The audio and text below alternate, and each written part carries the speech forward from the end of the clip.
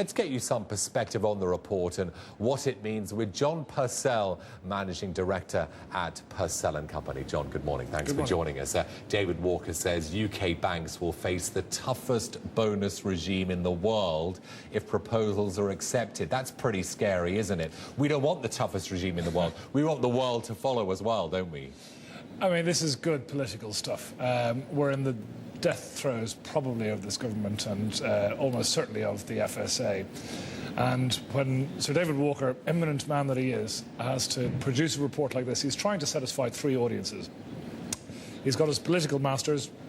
How long they'll be around, we'll see. He's got the sort of general public who, frankly, aren't getting any leadership from the politicians. They're just sort of rolling along with the general tide of hatred and not applying any analysis to the situation.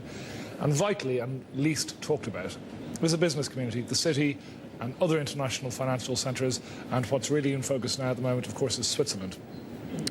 So when all those things are drawn together, you're thinking, why is Sir David Walker doing this? Well, he's doing it for the populist vote, because that's what he's required to do.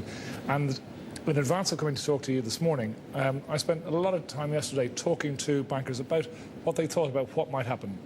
And one of the big problems is they are already grading their remuneration over a period of 3 years. And this 5-year period of nothing, nothing, nothing, then big cliff drop-off is going to be a major impediment to the retention of talent and to the movement of talent. And it's going to be classic political stuff, law of unintended consequences. Let's look at some of the measures proposed. Banks should delay bonus payments, as you say, for as much as 5 years. Yeah. I mean, you suggested 3 years. That's correct, Is 5 years too much?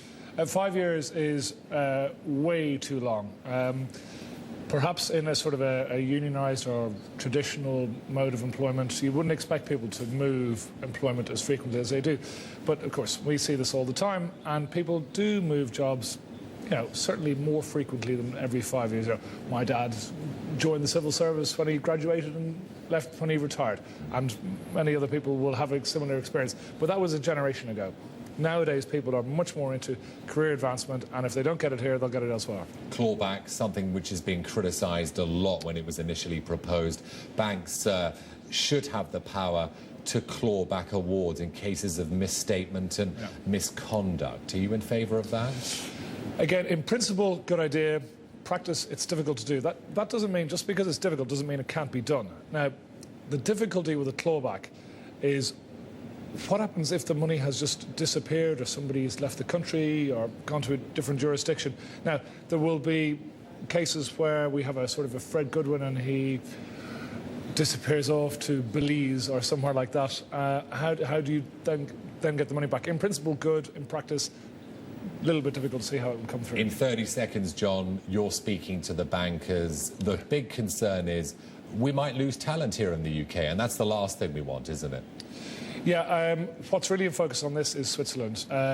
Lots of politicians, and John McFall, you can imagine foaming at the mouth, the Treasury Select Committee chairman, saying, no, they'll never go anywhere. We've already seen 3 FTSE 100 PLCs domicile in Dublin, and there are already people moving to Switzerland, so it's an active threat. John, thanks for joining us. John Purcell there from Purcell Company.